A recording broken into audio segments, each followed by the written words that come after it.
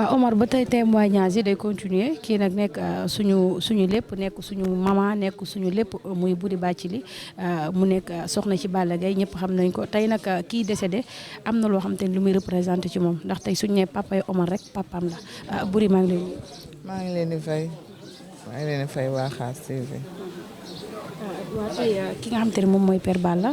nekkoon koo xam te ni mën nañoo wax ni seen xarit la woon mu nekk tamit seen papa lan nga ñu mën a wax ci moom. waaw li ma mën a wax ci moom mooy nit ku baax la woon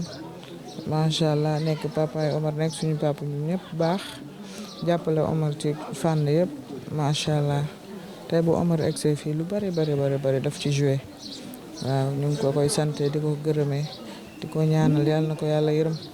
yàlla mi borom yërmande yàlla na ko yërëm ci kàttanam ak barke yonent bi ak barke borom Touba.